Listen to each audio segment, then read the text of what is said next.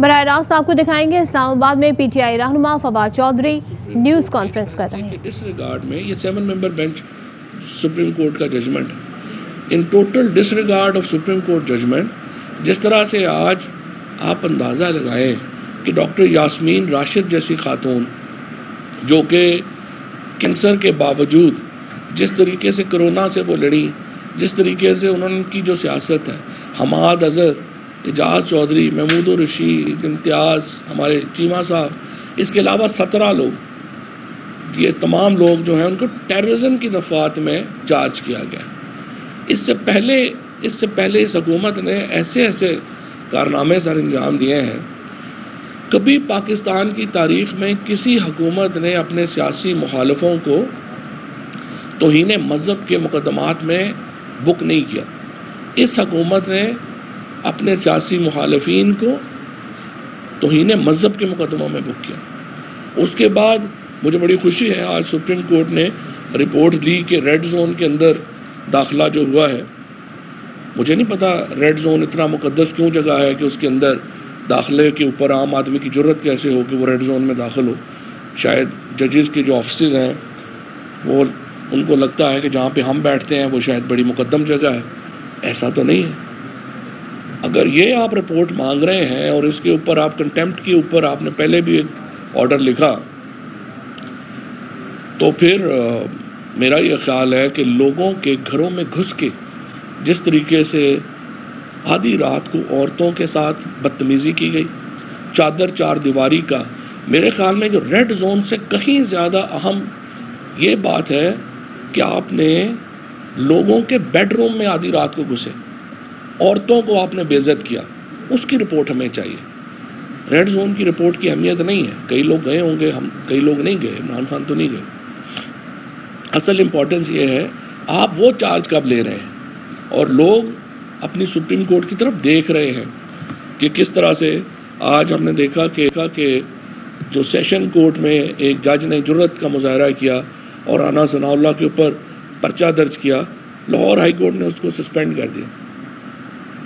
اگر آپ ملک کی سب سے بڑی سیاسی جماعت جو ہے اس کے ساتھ اس طرح سے سلوک کریں گے کہ ہمارے جو کارکنان ہیں، اسپیشلی جو خواتین ہیں، بچے ہیں، ان کی عزت کا عدالتیں تحفظ نہیں کر سکیں گی، تو یقیناً پھر آپ 130 نمبر پہ تو پہلے ہی ہیں، اب پتہ نہیں اس سے نیچے آپ کدھر جانا چاہتے ہیں۔ بہرحال یہ تو عدالتوں کا اپنا معاملہ ہے، وہ اس کو کیسے دیکھتی ہیں۔ میری نظر میں آپ کو یہ کیس ساتھ ساتھ چلانے چاہیے، اور جس طریقے سے پولیس بروٹیلٹی ہوئی ہے، پولیس نے تشدد کیا ہے ہمارے لوگوں کے اوپر، اور آج کا جو واقعہ ہے جس میں دہشت گردی میں یہ کیا ہو رہا ہے، نریندر مودی اپنے سیاسی مخالفوں کو مقبوضہ کشمیر میں دہشت گردی کے پرچے پہ نامزد کر رہا ہے، یہاں پہ شریف حکومت اپنے مخالفوں کو دہشت گردی کے پرچوں میں، یہ جو دونوں بزنس پارٹنر ہیں نریندر مودی اور شریف فیملی، ان کی ذہنیت بھی اتنی ہی فاشسٹ ہے۔ آپ دیکھیں جس طرح سے گفتگو کرتے ہیں، ابھی مریم نواز کی پریس کانفرنس آپ نے دیکھی ہوگی، جو انہوں نے ایکس ڈیکوریٹڈ سولجرز کے بارے میں جو بات کی، جو انہوں نے ایکس پاکستان کی ایکس سروس مین سوسائٹی کو، تو چلیں آپ سوسائٹی کے بارے میں بات کر لیں، اس میں بڑے لوگ ہوں گے جو آپ کو پسند نہیں ہیں، کئی لوگ ہیں جو پولیٹیکل پارٹیز میں، ان پہ تنقید ہو سکتی ہے، لیکن جس طریقے سے مریم نواز نے پاکستان میں شہیدوں کو انسلٹ کیا، غازیوں کو انسلٹ کیا۔ دیکھیں میں جیلم سے ہوں، ہمارا جو پورا پوٹوہار ہے، ہمارا تو قبرستان ہی کوئی نہیں ہے جہاں پہ کوئی شہید دفن نہیں۔ ہمارے جو غازی ہیں انہوں نے اپنے سینوں کے اوپر گولیاں کھائی ہیں، یہ سننے، مریم نواز سے یہ سننے کے لیے تو گولیاں نہیں کھائی ہیں کہ آپ ہیں کون، اور اپنے اعزاز جو ہیں واپس کریں، پھر کریں۔ وہ جو آپ کا ایک تحفہ جو کیپٹن صفدر کے نام سے مشہور ہے، اس کے پاس تو کوئی اعزاز ہے ہی نہیں، اس نے کیا واپس کرنا۔ تو آپ فوجیوں کے، میں یہ سمجھتا ہوں جو ایکس سروس مین، اسپیشلی ہمارے سپاہیوں کی جو انسلٹ، ہمارے تو پنجاب میں، خیبر پختونخوا میں، اور اب تو خیر سندھ اور بلوچستان میں بھی کوئی گاؤں، کوئی خاندان ایسا ہے ہی نہیں جس میں کہ ایکس فوجی نہیں ہے، اور جس طریقے سے ان کی بے عزتی کی گئی، جس طریقے سے ان کو مخاطب کیا گیا، میں اس کے اوپر شدید مذمت کرنا چاہتا ہوں، اور میں یہ سمجھتا ہوں کہ مریم نواز جو ہیں وہ اپنی زبان کو قابو میں رکھیں. سارے لوگ جو ہیں وہ مریم اورنگزیب یا ان کے ساتھ جو ایک جتھا چل رہا ہے نوکرانیوں کا, آپ اس لہجے میں ان سے بات نہیں کر سکتی. یہ فوجی سارے جو ہیں یہ بڑے محترم ہیں اور ان کے لیے آپ ان سے اختلاف بھی کر سکتے ہیں, لیکن احترام کا دائرہ کار جو ہے وہ آپ نے نہیں چھوڑنا. خود اس وقت آپ کی سیاست کے اوپر یا اپنی پارٹی کے اوپر آپ کا عالم یہ ہے, آپ کو یاد ہوگا کہ آج سے چند مہینے پہلے 2 لوگوں نے جن کو اسپیکر نے ایوان کے اندر بدتمیزی کرنے کے اوپر سسپینڈ کیا تھا, انہوں نے مریم نواز نے ان 2 لوگوں کو مشورہ دیا کہ آپ استعفیٰ اسپیکر کے منہ پہ مار کے آ جائیں. ایک جاوید عباسی تھا جو ہزارہ سے ابھی ان کا وزیر ہے, اور ایک کیپٹن صفدر کا بڑا بھائی تھا, سالہ صاحب تھے مریم نواز کے. وہ دونوں ایسے غائب ہوئے جیسے گدھے کے سر سے سینگ غائب ہوتے. اس کے بعد وہ ملے ہی نہیں آپ کو. یہ عمران خان کی اپنی پارٹی کے اوپر ایک گرپ ہے. عمران خان کی سیاست کے اوپر جو کنٹرول ہے, آپ اندازہ لگائیے 131 MNA نے عمران خان کے ایک حکم کے اوپر استعفیٰ دیا, اور اسپیکر نے دل کا زور لگا لیا کہ پارٹی ڈسپلن کی خلاف ورزی کریں, لوگ ان کے پاس آئیں. ایک بھی MNA جو ہے وہ اسپیکر کے پاس نہیں گیا. یہ آپ کو عمران خان کی یہ سیاسی تاریخ کا انوکھا واقعہ ہے. اس کی وجہ یہ ہے کہ جو کسی بھی MNA کے جو سب سے اہم چیز ہے وہ اس کا حلقہ ہے, وہاں پہ آپ نے استعفیٰ دیا اور وہ آپ نے اس کو جو ہے اس کو قبول کروایا. یہ ایک ناول چیز ہے, کبھی اس سے پہلے تاریخ میں ایسا نہیں ہوا. اس کے بعد آپ دیکھیے آج بجٹ تو آ ہی رہا ہے, اتنی گرمی ہے باہر. اسلام آباد جیسے شہر میں آج درجہ حرارت آپ سمجھیے کہ گرم ترین زون میں. اس کے بعد جو باقی ملک میں جیکب آباد میں میرپور خاص میں وہاں تو حشر ہی ہو گیا. بدقسمتی کی بات یہ ہے کہ ان کے اوپر اس کے بعد بجلی بھی نہیں, انتہائی گرمی اور اس کے بعد بجلی بھی نہیں ہے. بجلی کیوں نہیں ہے؟ ایندھن منگانے کے پیسے نہیں ہیں ان کے پاس اپنے خوابوں کے پیسے ہیں, ایندھن کے پیسے نہیں ہیں.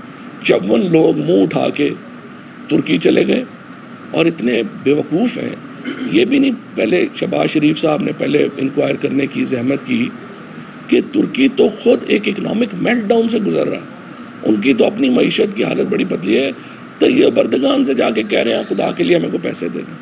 ان کے دماغی معائنے کی ضرورت, اس طرح کی حرکتیں. پھر آپ نے دیکھا جس طرح سے انہوں نے برٹش ہائی کمیشن میں عمران خان سے آپ کو اختلاف بھی ہو سکتے ہیں, یہ نہیں کہ ہر چیز صحیح ہوگی, بڑی چیز اختلاف بھی ہو جاتا ہے, لیکن آپ کو فخر یہ ہوتا ہے کہ وہ کبھی آپ کی عزت پہ کمپرومائز نہیں کرے گا. جب آپ جس آدمی کے پیچھے ہیں کم از کم وہ آپ کو بے عزت نہیں کرائے گا. کبھی آپ سنیں گے کہ عمران خان فارن آفس کے ذریعے برٹش ہائی کمیشن کو فون کرے کہ جناب میں آپ کا مہمان خصوصی بننا چاہتا ہوں. آپ اندازہ لگائیں ان کے ذہنی حالت کا. میں نے 1-2 گوروں کو کہا وہاں پہ کہ آپ کو اس لیے اندازہ نہیں ہو رہا, اگر آپ کے کچھ بلین ڈالر جو ہیں وہ پاکستان میں لگے ہوتے تو آپ بھی پاکستان کی ایمبیسی کے ساتھ آپ کا بھی یہی حالات ہوتے. تو اس کو آپ اس تناظر میں لیں. یہ پاکستانیوں کی ایک جرنل ہیبٹ نہیں ہے, یہ ہماری عادت نہیں ہے اس طرح سے. اور پھر جس طرح سے وہ کیک کھلا رہے ہیں, مجھے تو شکر ہے چمچ سے ہی کھلا رہے تھے. میں نے تو کہا یہ نہ ہو کہ وہ جس طرح ہوتا ہے نا بچوں کو کیک منہ میں ڈالتے ہیں دوسرا منہ سے لے لیتے ہیں, شکر ہے وہ نہیں کیا. لیکن بہرحال اب پتہ نہیں انہوں نے یہ حرکتیں اب کب چھوڑیں گے اور ہماری جان کب چھوٹے گی ان سے. لیکن اس وقت پاکستان کی خارجہ پالیسی تباہ ہو گئی. 3 ملکوں میں یہ گئے, انہوں نے پہلے سعودی عربیہ سے پیسے مانگے, پھر انہوں نے UAE سے پیسے مانگے, پھر انہوں نے جا کے ترکی سے پیسے مانگے. ان کا ہمارا جو فورن پالیسی تھی وہ بڑی سیدھی تھی.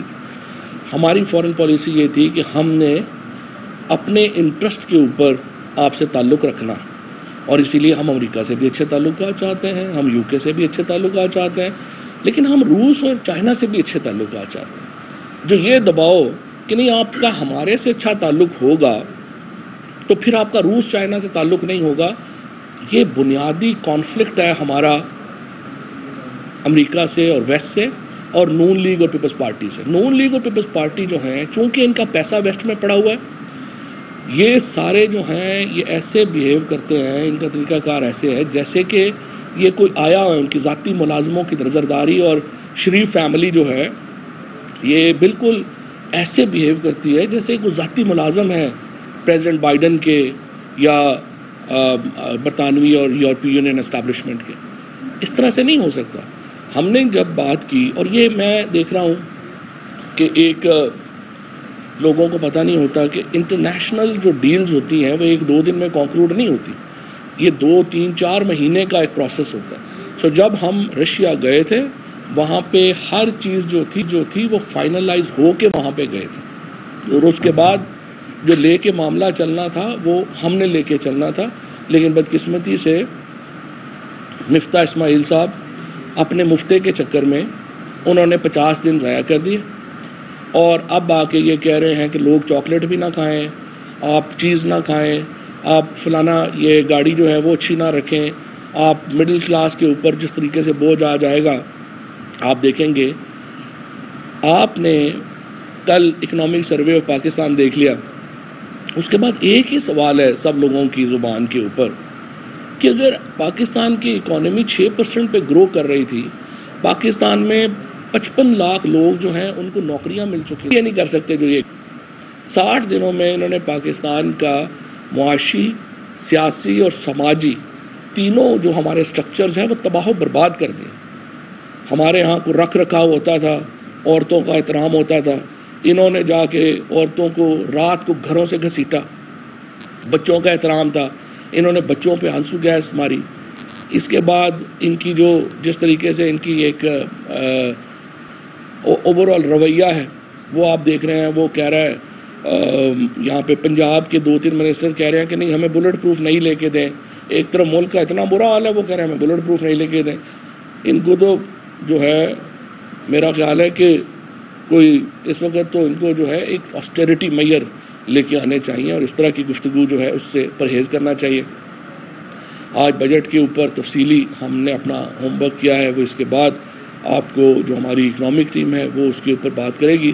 لیکن کوئی اس میں شبہ نہیں کہ آج تمام اشاریہ منفی ہیں، لوڈ شیڈنگ سے برا حال ہے، اور واحد حل یہی ہے کہ پاکستان میں سیاسی استحکام واپس آئے، اور وہ تب آئے گا جب یہ حکومت ہماری جان چھوڑے اور ہم نئے انتخابات کی طرف بڑھیں، اور ایک انڈیپینڈنٹ الیکشن کمیشن کے تحت نئے انتخابات ہونے چاہیے.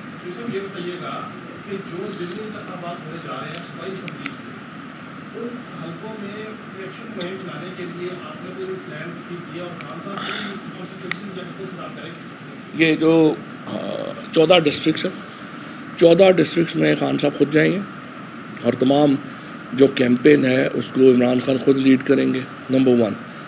نمبر 2 یہ ہے کہ ایک بڑا کمپریہنسو پلان ہم نے دیا ہے.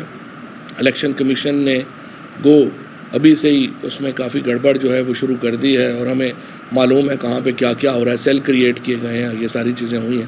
لیکن بہرحال ہم نے اس کے اوپر ایک کمپریہنسو پلان جو ہے وہ تیار کر لیا ہے، اور انشاءاللہ ہم اس کے اوپر عمل کریں گے.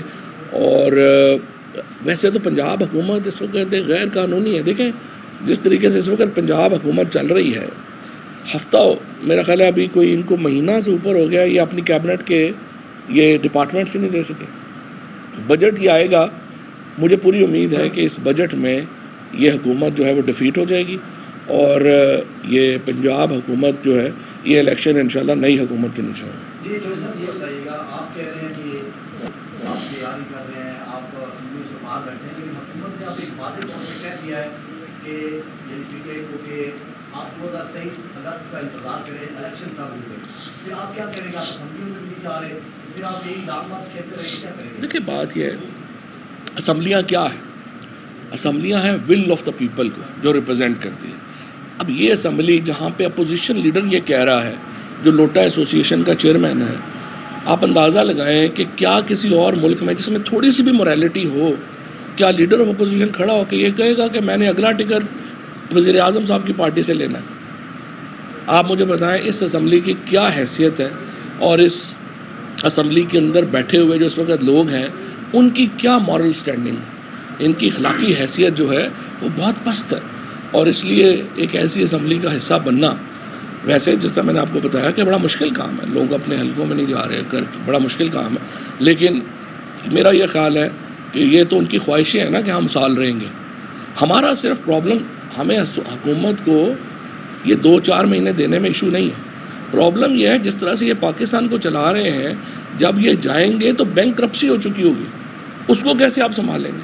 تو ہم اسی لیے چاہتے ہیں کہ جلد از جلد جائیں تاکہ آپ اس کے اوپر کوئی اپنا ریمیڈیل کام جو ہے وہ لا سکیں. فی الحال تو لوشے لگے ہوئے ہیں. سیاسی لوگ ہیں آپ، اور یقیناً سیاسی رابطے بھی کر رہے ہیں. آج ذرا حقائق سے بات کیجیے گا کہ جب سے حکومت گئی ہے، نئی حکومت آئی ہے، کتنی دفعہ سیاسی طور پر رابطہ ہوا اور اس کی میچورٹی کیا ہے، پرابلمس کیا ہیں؟ یہ پریس کانفرنس والی بات ہے نا. اور سر بتائیے گا، اس طرح آپ نے بات کی امجد صاحب کے حوالے سے، جب ان کا گھر ٹوٹ گیا تھا، جب ان کی بیوی انہوں نے ایک ویڈیو پیغام جاری کیا تھا اور کہا تھا کہ پی ٹی آئی پر تنقید کے بعد سب کچھ میرے ساتھ ہوا ہے، اور اس میں کہا تھا کہ ذمہ دار خان صاحب ہے. تو آپ کیا سمجھتے ہیں کہ ملک ذمہ دار بھی جن کی ڈیتھ ہوگی اب اس پہ کیا اچھا نہیں لگتا.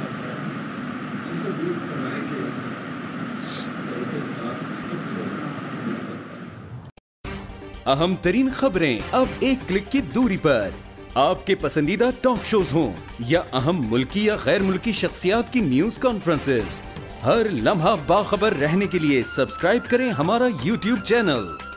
موسم کی صورتحال ہو یا کھیل کے میدان سے خبریں، اپنے موبائل فون سے ملکی اور بین الاقوامی اہم خبروں تک رسائی کے لیے ڈاؤن لوڈ کیجیے موبائل ایپ. باوثوق ذرائع سے مصدقہ خبروں، تجزیوں اور تبصروں سے مستفید ہونے کے لیے وزٹ کیجیے پاکستان کی سب سے بڑی نیوز ویب سائٹ www.arYnews.tv. ان سب کے علاوہ پاکستان کا سب سے بڑا فیس بک پیج ہو، سب سے بڑا نیوز انسٹاگرام اکاؤنٹ یا پھر ٹویٹر، ARY نیوز پہنچا رہا ہے خبریں سب سے پہلے آپ تک، تاکہ آپ رہیں ہر لمحہ باخبر.